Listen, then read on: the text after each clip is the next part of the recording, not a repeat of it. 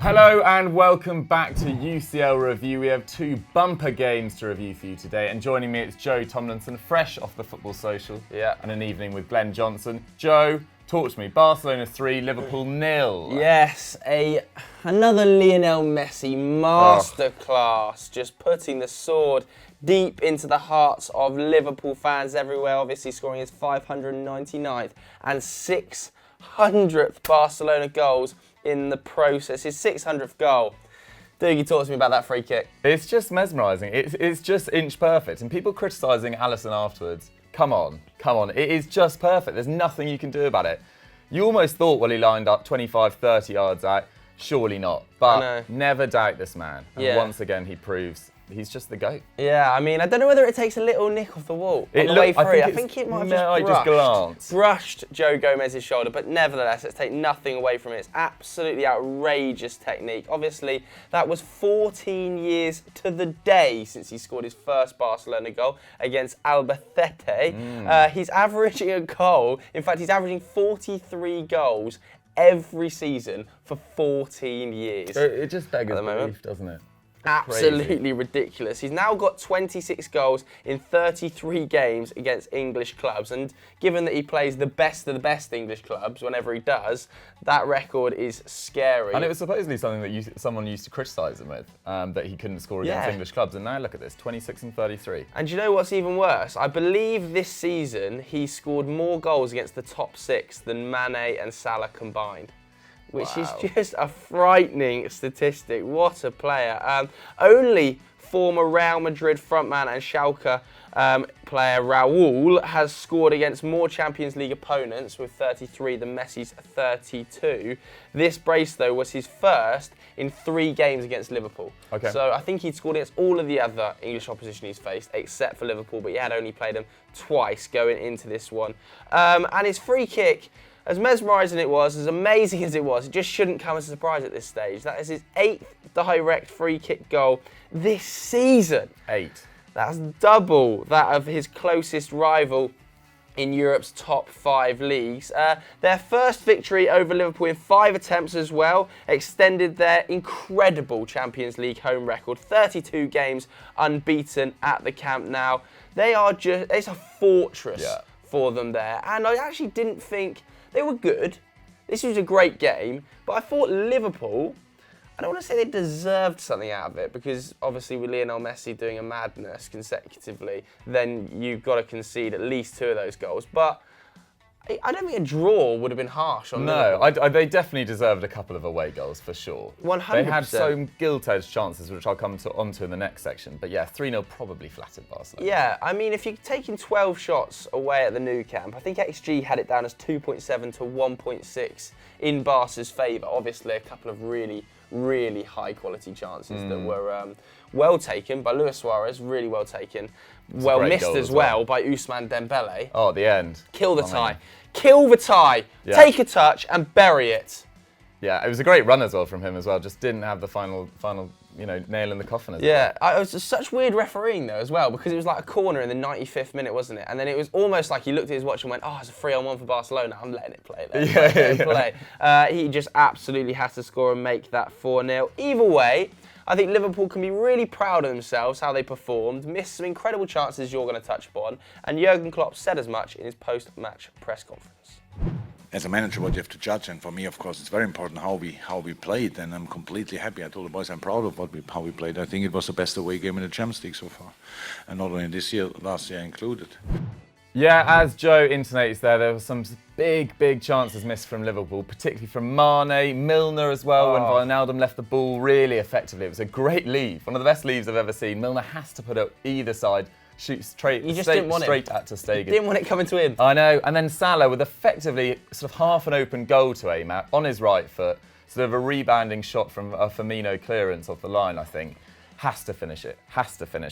And it continues Liverpool's sort of dodgy record away from home in their past 6 major European semi-finals, 4 of which have been in the Champions League. They've lost that first leg, so that's 2006, 2007, 2007, 2008, and last year against Roma as well. But unlike in this game, in 2 of those games, they scored 2 away goals. In 2007-08 against Chelsea, and last year against Roma, and in 2006-07 against Chelsea, they only conceded 1. So this tie, really sort of looks to be over, really. It's going to take a miracle of epic proportions to come back from this. Klopp's decisions, I think you could level a little bit of criticism at him. I think starting Joe Gomez over Trent Alexander-Arnold on his first game back since a broken leg was probably a bit rash, I think. It made Liverpool very left-centred in their attacking play.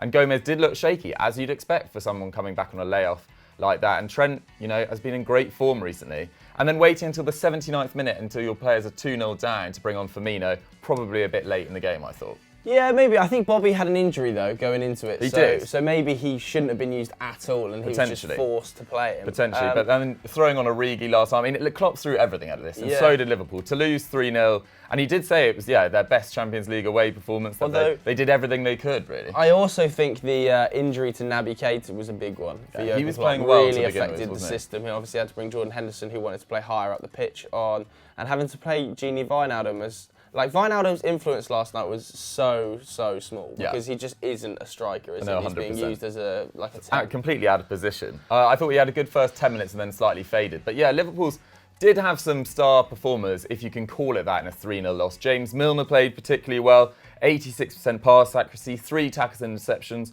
1 aerial duel, 2 key passes, 3 shots, and obviously missed that big chance I've already talked about.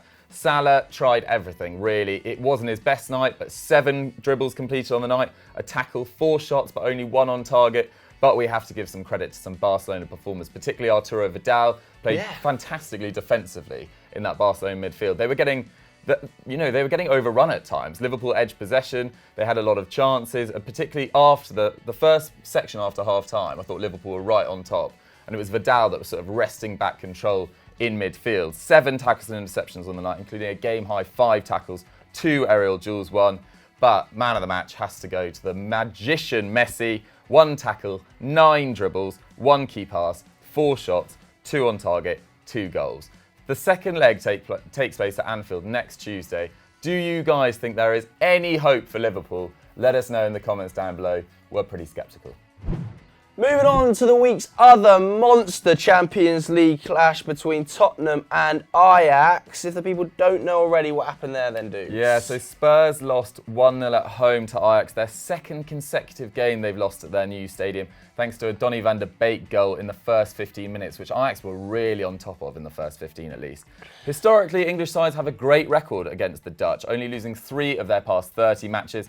But this is no ordinary Dutch side. They've won their past 4 away games in the Champions League. Real Madrid, Juve, Spurs and AEK Athens, which is no mean feat as well. In those games, they've scored 9 and conceded just 2. Much has been made of the Ajax attack, and rightly so. They've scored 161 this season, 63 more than Spurs. 63. I know. Crazy. And they've scored in 9 consecutive Champions League away games to boot as well. But their defence has also been rock solid. In fact, Ajax became the first team in 20 previous Champions League games to stop Spurs scoring. And I think that was a 0-0 draw against Bayer Leverkusen a few years ago. It was. On the night, Ajax were clearly the better side, passing up some great opportunities, particularly when David Neres hit the post. Oh, got to score. Got to score. And they'll probably be quite disappointed to only be run out 1-0 victors. But the tie very much in the balance going to the second leg. XG actually had the game at 0.5 to 1.2 in Ajax's favour. But this was a game, in contrast to the Liverpool-Barcelona game, that really lacked any quality in the final third. Just 3 shots on target combined.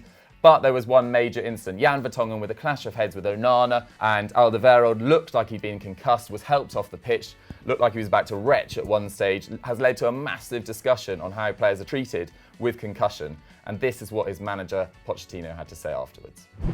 I think it's so important things. The rules and the protocol are there, and our medical staff follow the protocol. I never was involved. The decision was the doctor. The referee asked for the responsibility. Go in. In the next action, we need to put him out because he didn't feel well. So let's touch on a few key individuals from the match. In particular, Donny van der Beek. Yes. Obviously got Ajax's first goal, his second in as many Champions League knockout games.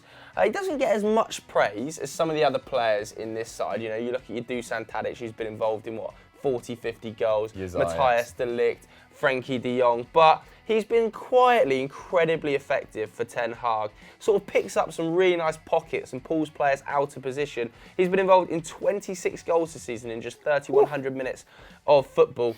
It is also worth mentioning Matthias de Ligt because another monster performance, the youngest ever captain at just 19 in a Champions League semi-final. Just looks so assured at every game, really. Yeah, man, he just bosses everybody about as well. It's just so nice to see. And Fernando Llorente, he might not be the most brilliant striker, but he is a handful physically. 100%. And de Ligt more than handled him physically. On the night, there were a lot of underperformers as well. As good as Donny van der Beek was for Ajax, Kieran Trippier probably was as bad for Tottenham Hotspur. Not having a great season. Been a bit off colour, hasn't he? Yeah, ever since the World Cup, feels like he's struggled a little bit. Gave possession away, I think, 28 times on the night against Ajax. Obviously played Donny van der Beek on side as well for their goal. So I think he'll be a little bit disappointed, but equally still probably just about keeps his place over Serge Aurier in that lineup. It does sum up his pretty poor season, but as poor as he's been,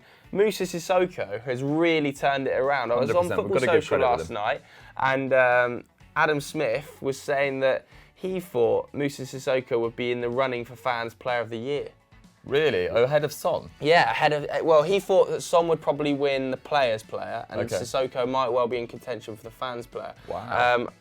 Tottenham fans, let me know if you agree with Smithy on that one. He came on off the bench, obviously didn't start this one, he's been struggling a little bit, but with that Jan Vertonghen injury, came on in the 39th minute, and I think it actually probably helped Tottenham a little bit, shifting away from that three at the back system, moving into a four. Poch said as much after the game, didn't he, that he got it wrong. He said he got it wrong, and that the first 45 they lacked real energy, and Sissoko obviously definitely provides energy. Next leg, there is still hope for Spurs. Ajax have a worse home record in the season's competition than they do an away record. And they've got Sonny coming back as well. They've got Sonny to come back into the side, which is obviously a massive blow, because having Llorente up there just is a huge drop-off in both energy, really quality and finishing. But like I said, Ajax, they haven't lost away from home this season in the Champions League, but let's not forget, at home, did lose to Real Madrid. A thumping Cristiano Ronaldo header also got a point for Juventus over there. So I think Tottenham won't be happy with their performance, but it could have been a lot worse, and they're still well in this tie. 100%. Unlike Liverpool, you think that Spurs have a good chance, but not, Ajax still obviously favourites, but Spurs, you could do it, 100%. Sonny back. So that was UCL review for another week. What did you guys think of the games? What did you guys think of our analysis? Did we get anything wrong? Let us know in the comments down below. Joe, what should the people go and do? Come over to Football Daily and watch Hot Takes. Yes, the show is back. It's me and Patrick Van Straten this week in the factory, I believe. Yes. I don't know who's in the basement this week delivering opinions, but either way, it's mainly me and Patrick Van Straten talking rubbish about your opinions. Excellent. Go and watch that. See you guys later.